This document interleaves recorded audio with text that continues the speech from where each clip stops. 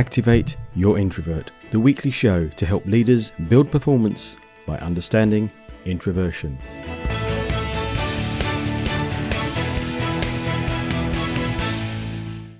In this week's show, can you remember 2 years ago this week? So much has changed for business and many other aspects of life. How have things changed in your work interactions 2 years on? And are you helping create that infamous new normal in a positive way? A discussion with Derek Arden. Derek specialises in negotiation and runs an excellent podcast called Monday Night Live. Recently, he was talking about reframing, which is an interesting subject for many aspects of business, including leading people, improving your own work performance, and of course, negotiation. Question of the week: what should I ask an introvert? Small talk is something many people don't like, both introvert and extrovert. But interestingly, many extroverts don't know how to start a conversation with someone who doesn't like small talk. In the news this week, who are the most boring people alive? The Guardian wrote about an Essex University research paper which pinpointed the most boring people alive. Birdwatchers, accountants, data analysts, and everyone who works in insurance. Sorry, it's in the newspaper, it's not me. One of the things that stood out for me was how annoying we find nearly everybody, because the list went on to include people who live in medium-sized towns, people who talk a lot and complain often, which links to Andy's question later in the show about small talk, so more of that one later. And of course, the positivity, the complain a lot thing, we'll touch on that in the reframing discussion with Derek. On a lighter note, a reminder that things are not always as they may appear. A 21-year-old led police on a 35-mile chase from London to Kent. When eventually stopped, he produced a driving licence from Legoland. I smiled at the quote that police officers clarified that the Legoland licence was not the reason for the driver's dangerous driving, but the large amount of cannabis in his car was. Things are not always they appear at work either. Some people in the team not speaking enough, whatever that might mean, is rarely because they have nothing to say, and often because they don't see the point of pushing their way into a discussion when they won't feel listened to. A focus on those 2 points can dramatically change team productivity, making people feel listened to and that the effort was worthwhile. Secondly, making it easier to break into discussions will help. Of course, I'm not suggesting in any way Legoland or cannabis is useful. The other big subjects in the news this week were, again, the horrors in Ukraine, but also the second anniversary of the pandemic. I remember vividly coming home from a diving trip in Thailand, a day before we were all locked down, thinking the only thing I need to buy on my way home is toilet rolls. Yeah, you can guess the rest. But on a more serious note, how are you now working? Many people are working from home more than they did pre-pandemic, which makes connecting with work colleagues even more important. Are you ensuring the connections are sufficient to, number one, get projects and work progress properly monitored and controlled? That's what I call effective meetings and project management. And number two, ensuring you nurture the talent in the organisation, as well as your own progress, of course. I call that networking and helping others to network effectively. One client has recently built in regularly facilitated manager peer group meetings to help managers work together and identify prospects across the firm, as well as helping them build their own networks. Do you run or attend peer group meetings?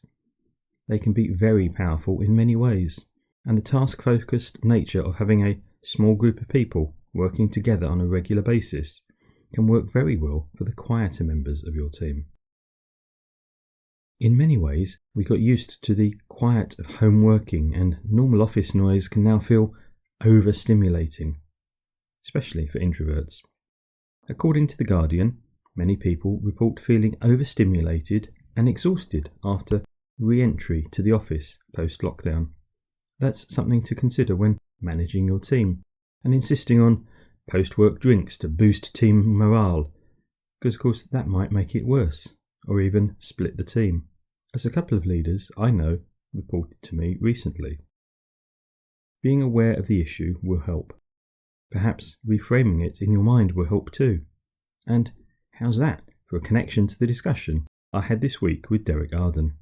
We met in the excellent Peer Cafe in Swanage, which was, well, it started off empty, and so apologies because it got a bit busier at a couple of points in our discussion.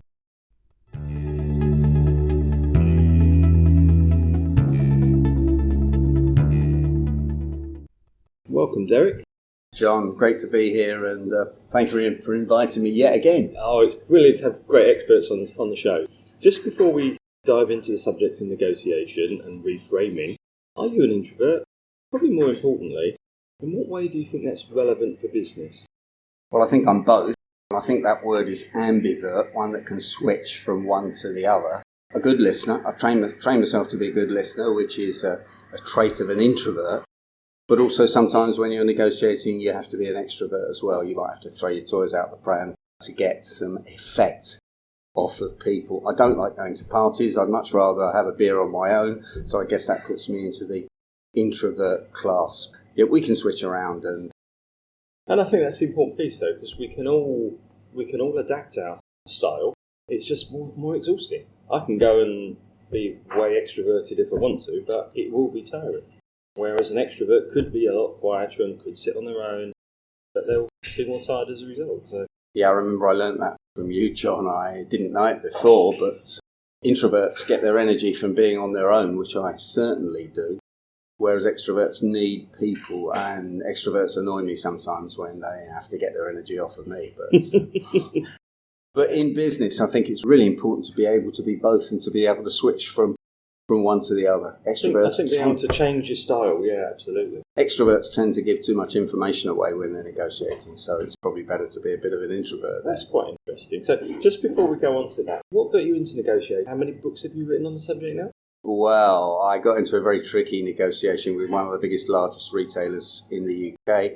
Can't tell you who it is, but they got 5 letters and a red logo.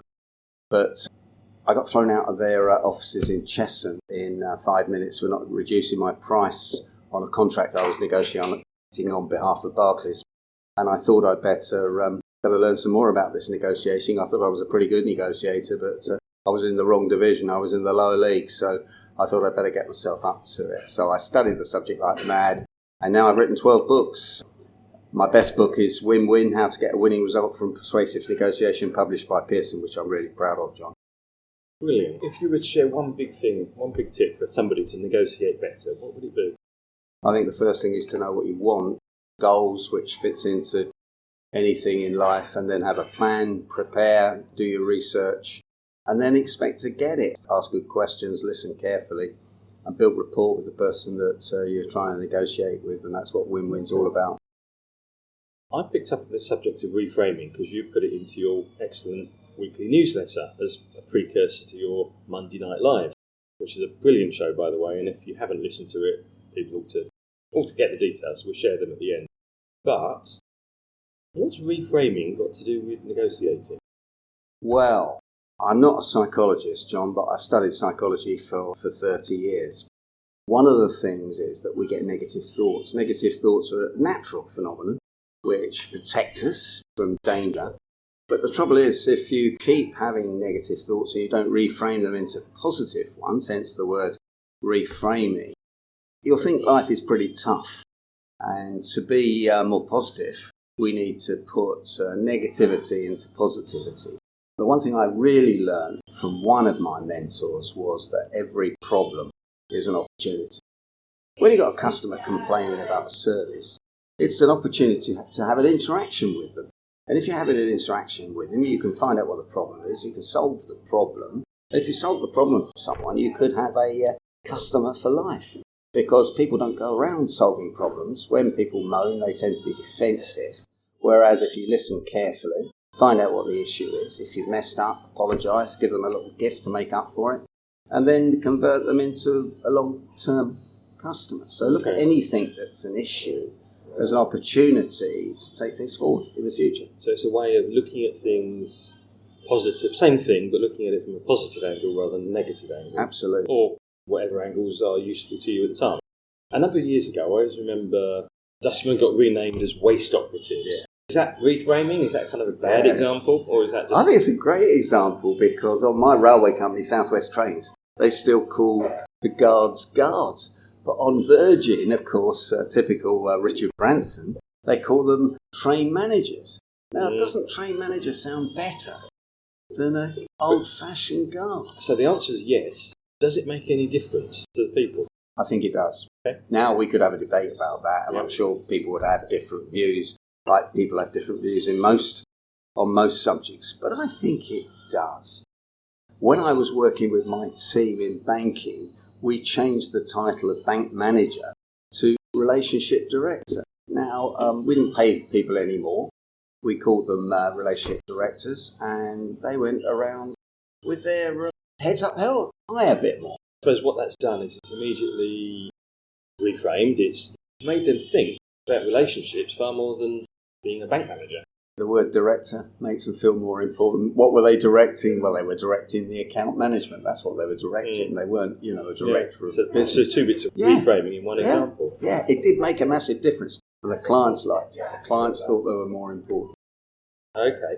Reframing comes from cognitive behavioural therapy, which was work that was done to help people that had big issues reframe the negative thoughts. And I think it's just worth just saying that, people get automatic thoughts and replacing them with more balanced thoughts, shifting their mindset helps.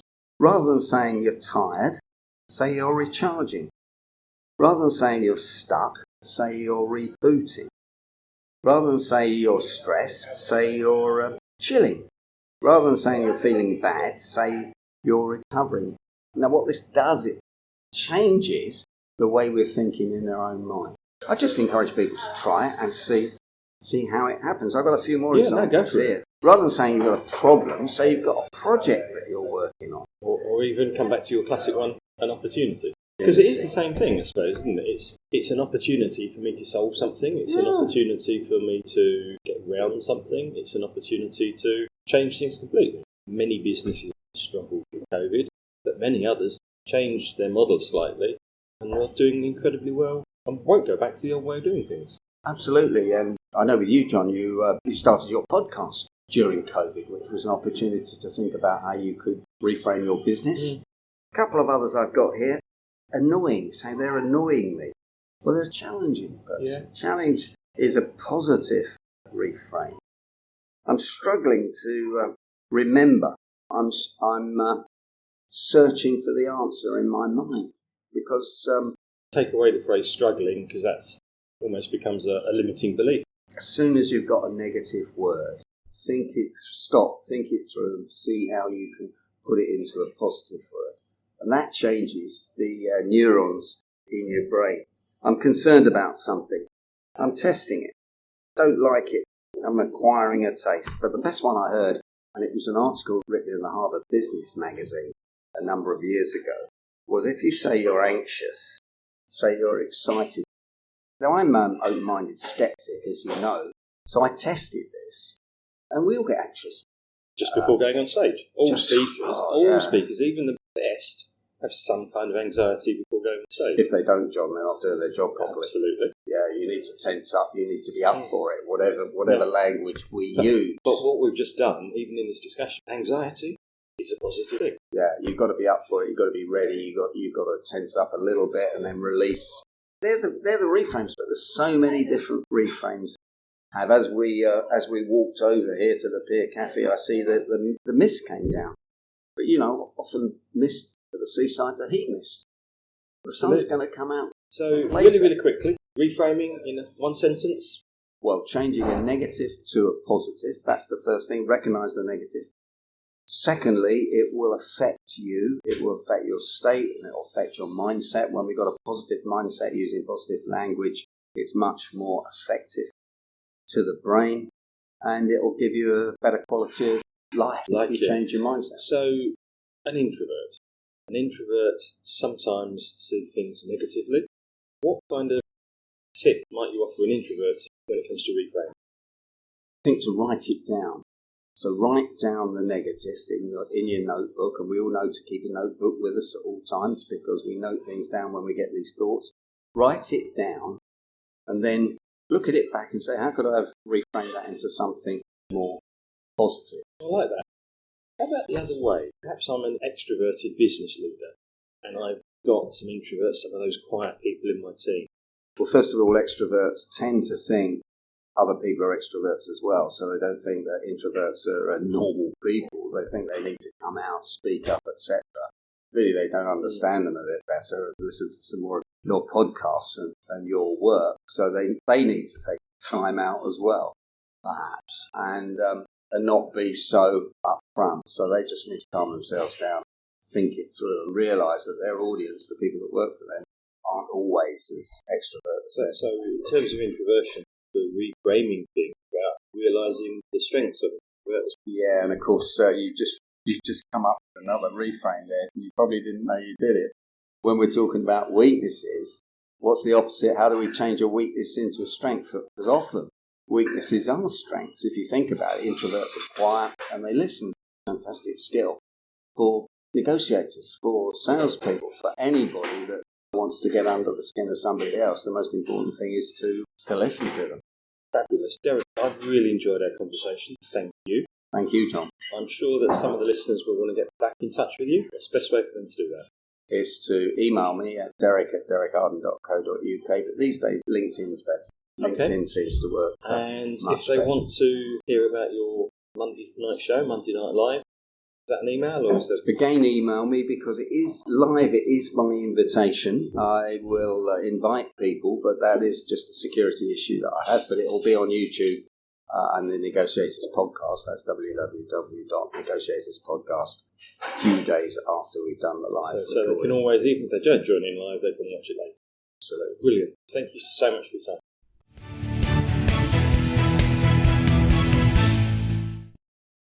My thanks to Derek for one of the very few face-to-face interviews I've ever done for Activate Your Introvert. A couple of things I took from the discussion. Number one, negative thoughts are natural. Converting them, reframing, can make a difference in how you approach them. It changes your attitude whilst with others, and actually that can create a positive feedback loop. If you go into a discussion with others feeling bad, guess what the vibe they get from you is? But as a leader, think about those feedback loops, the ones that you send out. So if you can reframe your thoughts positively, you're going to get back a positive feedback loop. Reframing your own thoughts is probably even more important as a leader because of that very feedback loop.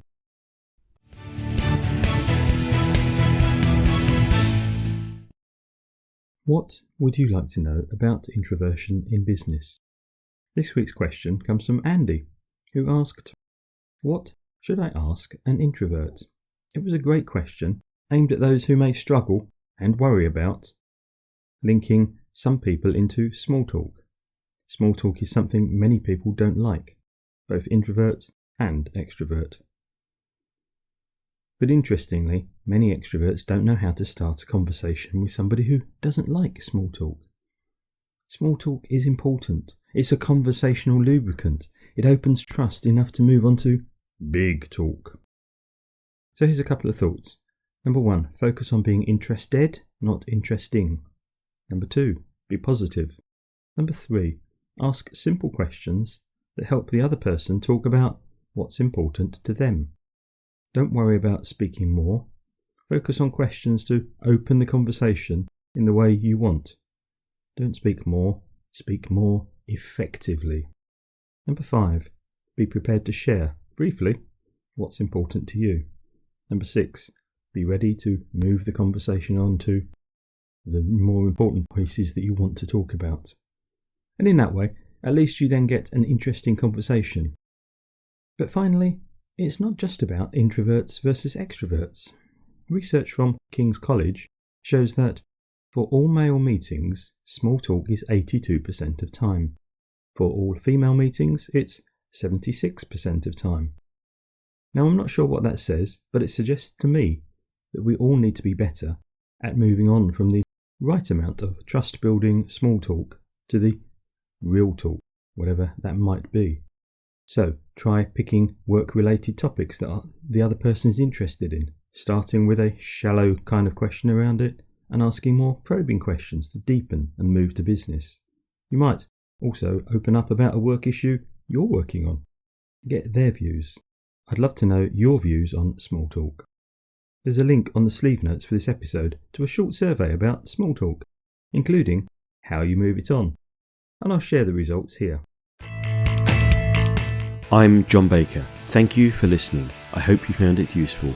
There's a new episode every Thursday at activateyourinTrovert.co.uk and your favourite podcast provider. Till then, go be introversial, activating your introverts, building your business.